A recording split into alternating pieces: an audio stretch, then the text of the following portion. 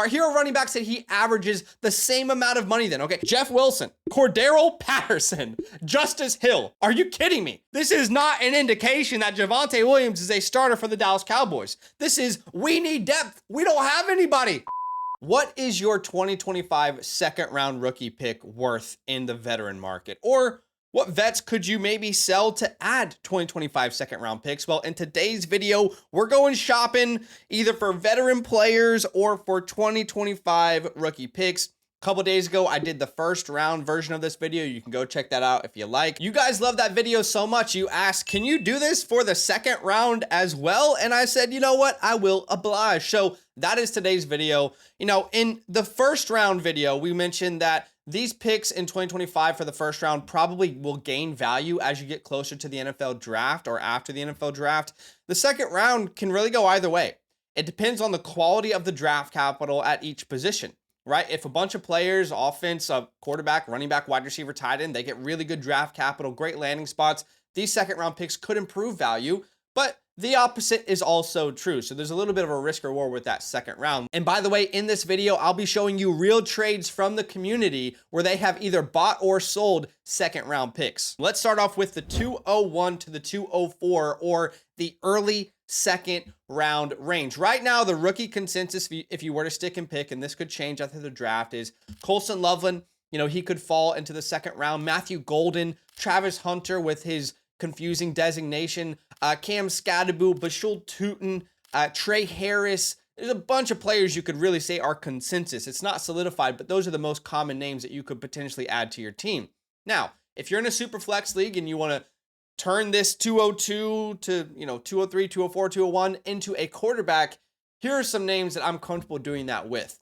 Tua Tagovailoa, I think, is a great buy low right now. If you can go send the 202, the 203 and get Tua tags, we're talking about a guy who's never going to be your quarterback one in a super flex league, but definitely can be the quarterback two on a team that goes deep into the playoffs in your dynasty league. I mean, we're talking about a guy that's a consistent high-end quarterback two over the last 3 years, averaging just over 17 points per game, hovering around that quarterback 13 to 16 in points per game mark. Back in 2022, had the quarterback 9 finish. You know, Tyreek Hill's going to be back this year. You know, he's not going to be injured. I think that this offense is going to be much, much smoother. The other option here is Sam Darnold. How about Sammy D, who just had a career high in passing yards, passing touchdowns, completion percentage, and fantasy points per game, and then he was rewarded with a 3-year, $100 million deal from the Seattle Seahawks. Now, look, obviously there's no DK Metcalf on this team, but I believe they're going to add to this wide receiver room this offseason. Maybe that's Matthew Golden with their first-round pick. Maybe that's a different wide receiver in round 2 that they really believe in, but at least you have Jackson Smith and Jigba, a great run game. And, I just think if you need a solid, reliable quarterback too, someone's going to be in that quarterback 12 to 16 point per game range for you in your Superflex league, he's reliable on that contract. Now, you see Anthony Richardson here under the sell list. That's because if you have Anthony Richardson, I am comfortable to sell him for an early second. Now, of course, if you can get a late first, push it in your league. Can you get the 110? Can you get the 111? But I'm totally fine to settle for, let's say, the 201 as well for Anthony Richardson. I believe he's on an extremely thin leash with this organization. I mean, they just signed Daniel Jones on a 1-year deal. That was followed up by Pelissero reporting that the Colts are preparing for an open quarterback competition between Daniel Jones and Anthony Richardson. And look, most times you hear that and you think, nah, I believe them. I believe they're ready for an open quarterback competition here. Ian Hartitz goes on to say the lowest passer rating in the NFL over the past 2 seasons, Daniel Jones and Anthony Richardson. If you look at these guys' starts, their last 8 starts in the league, you can see similar stats, but Daniel Jones was more of an accurate passer. I worry, guys. The risk reward is not there for an early second for me with A-Rich. So if you have him, I'm willing to sell him for that range. And then look at your rookie consensus here. Turning Anthony Richardson into maybe Matthew Golden, Travis Hunter, Colson Loveland. I feel comfortable with that. Moving on to the running back position here, these early second values. Chuba Hubbard, man, he's been our favorite buy low this entire offseason. I cannot wrap my head around why Chuba Hubbard is consistently so disrespected and so cheap this offseason. He's coming off a 2024 season where he averaged 16.1 points per game, almost 5 yards per carry. And by the way, on one of the worst offenses in the NFL, the offense is going to get better, you would expect, right? In Carolina, great offensive line. Chuba Hubbard averaged more points per game than James Conner, David Montgomery, Breece Hall, Aaron Jones, and Tony Pollard last year. Oh, and by the way, they just gave him a big old contract, and Jonathan Brooks is not going to play this entire year. But for some reason, people are skeptical about buying him for a second-round pick. I can't wrap my head around it. Go get Chuba Hubbard before it's too damn late. Other names on this list, Alvin Kamara. If you can get a little plus on there, look, the plus isn't going to be big, but if you can get, if you can send away, let's say, the 203 for Alvin Kamara and the 303, for example, that's a beautiful deal for our contenders out there. Joe Mixon's in this range, showed to be a reliable part of that Texans offense last year. David Montgomery, Tyrone Tracy's kind of on the edge, but if you can send a later early second, like the 204, I think that's where the risk reward pays off. So that's why he's in the buy, but I wouldn't be willing to send like the 201 or the 202. It's got to be that 204 range where you give yourself a little bit more room. At the wide receiver spot, we've got a bunch of great buys here. For example, Ricky Pearsall, right? Towards the end of the 2024 season, we really saw him step up his production and become a reliable target for Brock Purdy. Obviously, no Deebo Samuel. There's rumors around Brandon Ayuk. So I definitely feel comfortable buying him. How about Jaden Reed? A guy that you can spend the 203 on and go get Jaden Reed as a contender in a deeper starting lineup type of league. Well, let's not forget Jaden Reed from weeks 1 to 9 versus 11 to 18. There was a complete fall off from the first half to the second half of his season. In the first half, he's averaging over 5 targets per game. That goes down to 3.5. He's averaging almost 70 receiving yards per game. That goes down to under 30. He's averaging almost 15 points per game, 19th best. And that goes down to 8 points per game from weeks 11 onwards, which was 65th amongst wide receivers in that span. There's no way around it. The switch up of usage was mind-boggling, but I'm still confident, just based off purely the eye test, that Jaden Reed can be a really good, I'm not going to say premier, but a very, very good slot receiver in the NFL. I still think there's a top 24 to 30 point per game season out there for him. So I'm comfortable by him. And I think they need to add an alpha to help him out. Chris Godwin, who just signs that contract with the Tampa Bay Bucks. Don't forget, guys, that Chris Godwin in 2024 was averaging 8.9 targets per game, which was 10th best amongst wide receivers. He was averaging 7.1 receptions per game, which was first. Again, before he went down with injury, these numbers are over 82 receiving yards per game, which was 4th, and he was averaging the 5th most fantasy points per game at 19.7 amongst wide receivers. I'm comfortable by him or his teammate Mike Evans. Again, if you guys are more of a competing team and you need that last solidified flex spot, these are great buys. Jerry Jeudy, who's probably going to be the number 1 wide receiver on his team with a new quarterback. When you think about it, Browns are likely to get a new quarterback at 2 overall. Maybe not. We'll see. Then we've got Tyreek Hill. Now, don't forget, guys, that Tyreek Hill played the majority of his 2024 season with, that wrist injury, right? That wrist injury really, really hurt him. And the question is, did Tyreek completely fall off a cliff, or did the injury play a bigger part than maybe we realize? And now he becomes a really good buy low for contenders. Well, he had his lowest points per game season output since 2016 when he was a rookie. His lowest points per game season since his rookie year. I don't believe that Tyreek Hill has fallen off a cliff just yet. I think he's a good buy for contenders. If you can go out there and send the 204 for Tyreek Hill and just have that be your last flex spot, I think you'll really get another horse in your inventory. Khalil Shakir is another option here. He just signed the 4-year extension with the Buffalo Bills after leading the team in receiving yards in 2024. So another good option with these early seconds. All right, at the tight end position, 2 names come to mind: TJ Hawkinson, George Kittle. I'll be honest with George Kittle. If I can send George Kittle away for the 201, I'm probably taking the pick. But if I only have to pay the 204 and I'm a contender, Kittle makes a lot of sense there. As far as Hawkinson goes, he's an easy buy, probably the best buy at the tight end position right now. So if you can go out there and send the 203 for Hawkinson, and that's your missing piece in your league, I really, really like that. All right, I told you there would be real trades here. I put up a tweet a couple days ago asking if you guys had sent a second-round pick away or bought one. And you guys go check out that tweet because you guys definitely showed up and showed out. So here's our first example from Noah. Earlier, we talked about Ricky Pearsall being a buy at an early second-round price. In this world, Noah sent away Ricky Pearsall and got the 201. I think that's probably right dead even for Ricky Pearsall. Personally, I would lean more on the buying side here, as you're guaranteed a player that was just drafted first round, a player that we all loved in Ricky Pearsall, but, had that gunshot that he dealt with, and was hiding behind all these great production, guys in San Francisco. So I'm more on the side of like buying him because I know I'm getting a first round valued wide receiver who's about to step into production, but that is his value right now. And Julian says, He didn't want the Pickens headache anymore. I 100% understand wanting to get out of Pickens right now. I would absolutely sell Pickens for this package. The 201 and the 205, I'd be shocked if you could get that in your league. But even just the 201, I would accept for George Pickens right now after the DK Metcalf move. Here's a great package to sell Jeudy and Pearsall. Now, earlier, look, I said, I want to buy Ricky Pearsall for the 201. But in this scenario, Mr. Mayhem was able to package Jeudy and Pearsall, get the 112, the 204, and the 203. That's the type of package I just can't say no to. I'd rather get in that early second, the Lovelands, the Goldens, the Travis Hunters of the world. Here's a trade back from Jackson Thomas, where he sent away the 109, got the 202 and the 204.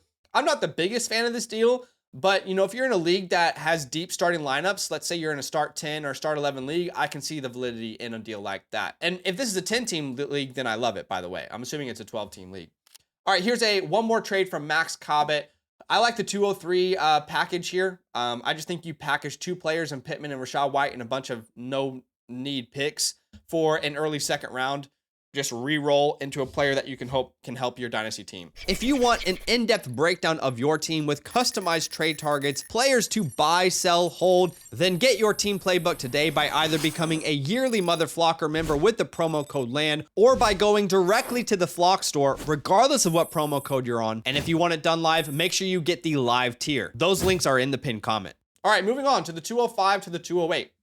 Or the mid-2025 second round picks. Rookie consensus right now, look, it's very much in the air, but if you have one of these picks at the moment, you're looking at Jackson Dart maybe, Cam Scadaboo, Bashal Tootin, Devin Neal, Trey Harris, Alec A.O. Manor, Jalen Royals, one of my favorite guys, Jaden Higgins, Jalen Knoll. That's the kind of range you're looking at right now with those mid-second round picks. Now, if you're in a super flex leagues, here are some quarterbacks that you could buy or sell for these picks. For example, Justin Fields. I do think Justin Fields becomes a very safe buy with this second round of, kind of valuation we currently have on him in the community. Look, he's got a 2-year deal with the New York Jets. He's got a pretty decent offensive line around him. He's got Breece Hall in his backfield. He's got Garrett Wilson, who he already has chemistry with. And, we have seen plenty of games where Justin Fields has just completely won you your week. We've seen, multiple years where he's averaged well over 16, 17, 18 points per game. Now he gets 2 years to be the guy, starter money with the New York Jets. So I think he's a fine buy if you need a quarterback too. By the way, Justin Fields was one of our most obvious buys. You can get him for a couple thirds before he signed this deal. Now, Anthony Richardson in this category becomes a buy. When you only have to send the 207 type of range for him, that's when I can comfortably say the risk is worth the potential reward for an A-rich level player. At that point, we are buyers, not sellers. And then as far as Matthew Stafford goes, we weren't sure how long he was going to play. It seems like every single year there's talks about a potential retirement. So if you can sell Matthew Stafford for the 205, 206, I think it's a no-brainer because probably beyond this year, you're not going to be able to get a second round pick anyway. It's probably more third rounders. So unless you're competing, I think you can sell them in this price range. All right, we've got running backs here. All right, Tyrone Tracy becomes an even more doable buy here at the 206 type of range. Alvin Kamara, again, another great buy. James Conner, who just got extended. If you're a contender, you can go buy James Conner and bet that he's going to get you, 1 year of production. If you're a rebuilder, can you go get Trey Benson and a plus on top of it? Can you send the 206 and get Trey Benson and the 304, for example? Right? Those are the type of deals you should be pursuing as a rebuilder. Yes, a contender can buy James Conner because Conner will be a productive guy this year. A rebuilder can go get Trey Benson because Trey Benson has this untapped upside. And if you're in either of those categories, maybe you can go buy both. How about Aaron Jones? I'll be honest, hold my hands up. I did not anticipate the Vikings giving him this type of contract. They come out here and give him a 2-year, $20 million contract in a class that is stacked at running back. They spend almost $20 million, $13 million guaranteed on a running back in his 30s. I was shocked. Now, I know Aaron Jones was great with the Vikings. I just didn't think this was what they would do from a team building perspective, but they did it. Now, be wary because they've already come out this offseason and said that they want Aaron Jones to split work with another running back. So I still think the draft, they could look to add another running back. But I think here, again, at the 207, 208 range, I think Aaron Jones becomes a buy for those contenders. Now, here are some very obvious sells, in my opinion, if you want to get a mid-second round pick at the running back position. Najee Harris. Let's talk about Najee Harris. So just signed a contract with the Chargers, 1-year deal. Now, it was originally reported that this deal was worth $9.25 million. That was significant money. That told us a lot. But it was then later confirmed that it wasn't $9.25 million deal. It was a $5.25 million deal, almost cut in half. And that is a little bit concerning to me. That tells me Najee is not our answer. He is a Band-Aid in case we don't find the guy in the draft we love. We could still bring in Travion Henderson, Dylan Sampson, all these names that we really love out of the draft. So why do I say that? Well, it's just because that money is not serious money. That is not starter money. That is not what Saquon or even Miles Sanders got a couple years ago. Here are some running backs that are averaging more in 2025 than Najee Harris. Devin Singletary, Jordan Mason on that second round tender. How about Jaylen Warren? The guy who he was just sharing a backfield with, his 1B in Pittsburgh, Jaylen Warren's making more money than him this year. That's crazy, all right? Now, Najee Harris in 2024, it was a season of ups and downs, checks and balances, if you will, right? Because you look at his yards per carry, if you look at out of 23 running backs who had 200 attempts or more last year, he ranked 20th in yards per carry at 3.9. He had a stuff rate of the second highest. Stuff rate meaning the run went for less than 2 yards, right? But here's the other issue here. If you look at yards before contact per attempt, he also ranked second last, meaning he had some of the worst offensive line play for anyone who got that kind of volume, right? So is it the chicken or is it the egg? And then if you look at yards after contact per attempt, he was middle of the pack. Will he revive his career in LA? I think the offensive line certainly is going to be better. But the money doesn't make me believe they aren't done adding to this room, whether that's through free agency. Do they bring back J.K. Dobbins? Or, does that mean that they draft someone that they really love this year? I mean, don't forget, J.K. Dobbins just had an incredible year in LA and revived his career, but they didn't bring him back. They said, you know what, you were serviceable for us. Thank you. I mean, maybe by the time you're watching this, they did bring him back, right? But they didn't prioritize him over Najee Harris at worst, right? So I'm willing to sell Najee Harris for the 206 range. Zach Charbonnet, again, just in this position where he is stuck behind Kenneth Walker. It's not going to change. Brian Robinson, I'm totally on board to sell. His 2024 season was defined by 2 stretches, weeks 1 to 5, where he looked serviceable, then weeks 6 to 18, a much bigger sample size where he looked completely replaceable, right? You see his snap percentage went down at the second half of the season. Touchdown rate went drastically down. The explosive run rate went down. Yards after contact per attempt down. Fantasy points per game down.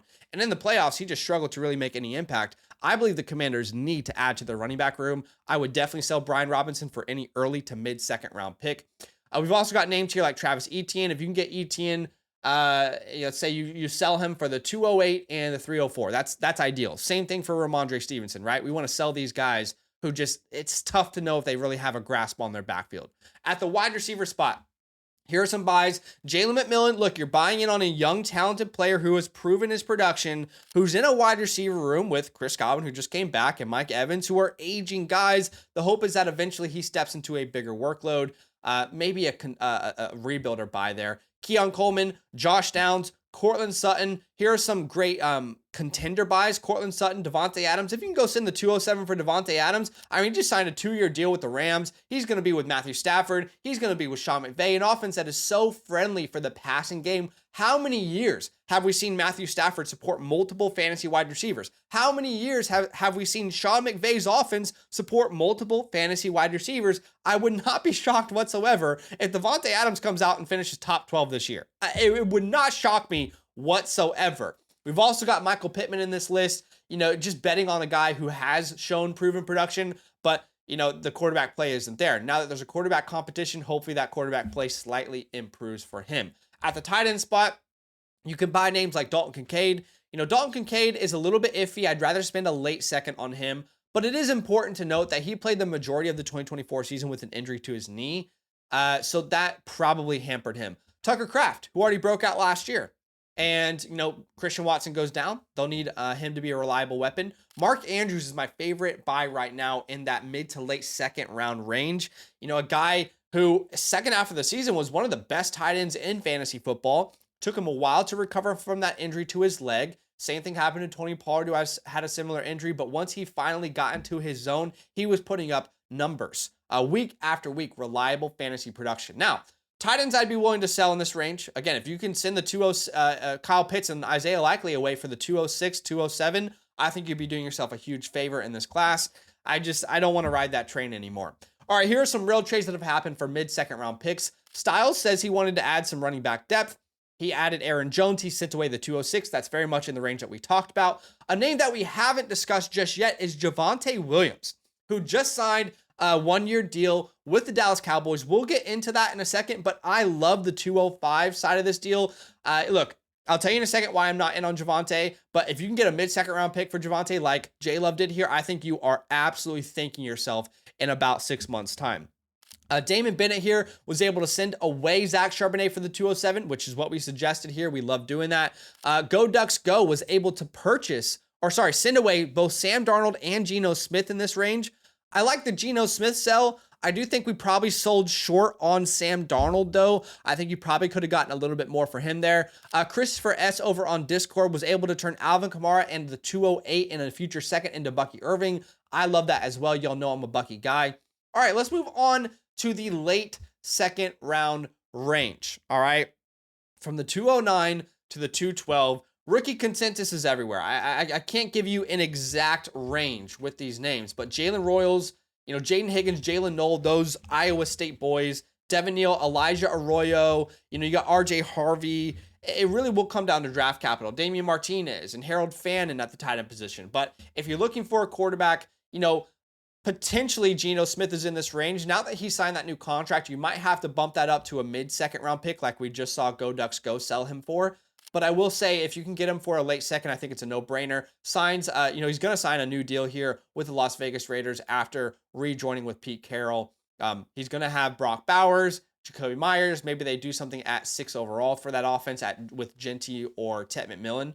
Matthew Stafford. Again, I would be wanting to sell Matthew Stafford. I just don't see any scenario where he improves his capital. All right, at the running back position, we've got a big list of buys and a big list of sells at the late second round range. Aaron Jones, 2-year deal in Minnesota, reliable guy. We talked about Trey Benson. Now, late second round is where I think Najee becomes a buy.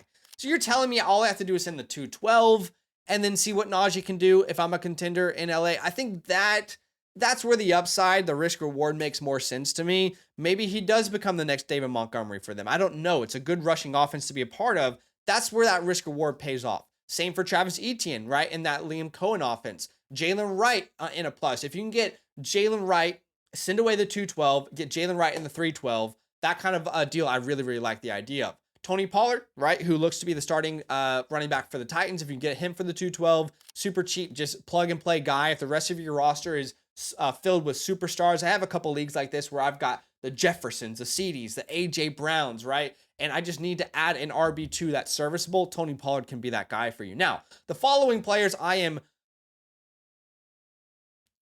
selling with full conviction, okay? Ramondre Stevenson. I mean, guys, Antonio Gibson almost took his job last year. The man could not keep the ball in his hands. J.K. Dobbins, I'm willing to sell. Now, by the time you're watching this, maybe he signed somewhere, and that could change our opinion if it's some very good contract. But at the moment, it doesn't look like he's an important piece to free agency. Now, of course, if he signs some big deal for big money, we can rethink this, right? Javonte Williams, he just signed with the Dallas Cowboys on a 1-year deal worth about $3 million. I am 100% out. In fact, I view this as maybe your last opportunity to sell Javonte Williams. This money does not tell us Javonte Williams is going to start for the Dallas Cowboys. This money tells us Javonte Williams is a depth piece in Dallas. Why do I say that? Well, let's look at some running backs who are averaging more money than Javonte Williams. And I want you to think about this for a second. We just had the year of the running back revolution. Running backs are worth more than they have been today in the last 5 years, okay? And Javonte Williams still averages less money per year than Devin Singletary, Jordan Mason, Jaylen Warren, Austin Eckler, who signed his deal last year, Zach Moss, who signed his deal last year, Antonio freaking Gibson, who signed his deal last year, okay? Do any of those guys ring starters in your mind? Because he makes less money than those guys. Our hero running back said he averages the same amount of money then, okay? Again, these are guys who didn't sign their contracts this offseason, last offseason when running backs were less valuable. And this is the same amount of money he's making. Jeff Wilson, Cordero Patterson, Justice Hill. Are you kidding me? Guys, this is not an indication that Javonte Williams is a starter for the Dallas Cowboys. This is, we need depth. We don't have anybody. We got to put a body in the backfield. I still think that they are probably going to draft a running back. I'll hold my hands up and say I'm wrong if I am. But if you can sell him for the 205, to the 210 range, I think you're definitely selling Javonte Williams and just taking the second round pick and knowing that won't lose value from now until the NFL draft, right? Other names I would be wanting to sell here, Tajay Spears, kind of Zach Charbonnet situation. Tank Bigsby, I just don't believe in him long term. Jonathan Brooks, if you can sell Jonathan Brooks for any late second, you should be thanking God because he's not going to have any chance to improve his value this year. He won't play the entire season. Braylon Allen is a backup, and DeAndre Swift is the worst starter in the NFL last year on an efficiency-based system, so he will not retain his job, in my humble opinion. All right, at the wide receiver position, we've got, again, some big buys and some big sells. Deebo Samuel, if you can go send the 212 as a contender, the 210 as a contender for Deebo Samuel, I think this is the perfect fit for him in the twilight of his career. No NFL team threw more screen passes in 2024 than the Washington Commanders. He is about to feast, in my opinion. And when I say feast, I mean like a top 24 points per game season. Juwan Jennings is going to get a boost after the Deebo trade. Jacoby Myers looks set to have another great year. Darnell Mooney, a reliable production. Cooper Kupp, right now he hasn't signed anywhere, but the Rams did just cut him. By the time you're watching this, maybe he's already signed somewhere and he's more expensive. Put him in that second, mid-second type of range. But if you can go buy him right now as a contender for a late second, I believe there is a strong market for him out there. Jalen Coker, if you can get Jalen Coker in a plus, Calvin Ridley, Stephon Diggs in a plus, any of these guys, if you can send away the 212 and get the player plus the 308 or something, I'm willing to do it. All right, here are players that I'm definitely wanting to sell at the wide receiver position. Christian Kirk, 1-year deal, was only a 7th round pick. I don't think he is the answer for this team. We've got Rashid Shaheed, Xavier Legette, and Tank Dell. I don't think Tank Dell's ever going to improve his value. I just think it's over, unfortunately. All right, last thing we'll do here is look at the tight end position. I think Mark Andrews is an incredible buy again for that late second round. But how about Evan Ingram slipping in here after signing a 2-year deal with the Denver Broncos? The perfect offense for him to be a part of. Sean Payton loves his tight ends. He loves that joker role. Will Evan Ingram play a part? I don't know, but he will be an important receiving threat over the middle of the field for Brother Bo Nix. Go buy you some Evan Ingram. Here's some guys that I like to sell, like Pat Freiermuth, Jonnu Smith, Cole Kmet. I'd be willing to sell those guys. And finishing off the video with some real trades that have happened. Shout out to Fabian, who sold high on Justin Fields. He was able to package Justin Fields, Amon-Ra St. Brown, and a 2nd round pick for Dak Prescott and CD Lamb. Shout out to Jason Scott, who was able to buy low on Kyren Williams. He sent away Ricky Pearsall in the 209 and got Kyren Williams. So I appreciate you watching the video. Let me know what you think in the comments below. Subscribe if you like the content, drop a like, and I'll see you guys in the next one. Nothing but love. If you're thinking about supporting us in this economy, that's big love, and you deserve love in return. So for every yearly Mother Flocker member who uses the promo code LAND, we're giving out a free team playbook, our 2025 rookie report, access to all premium tools, free site vouchers, and of course, a huge thank you from the LAND crew. You're far too kind. That's love.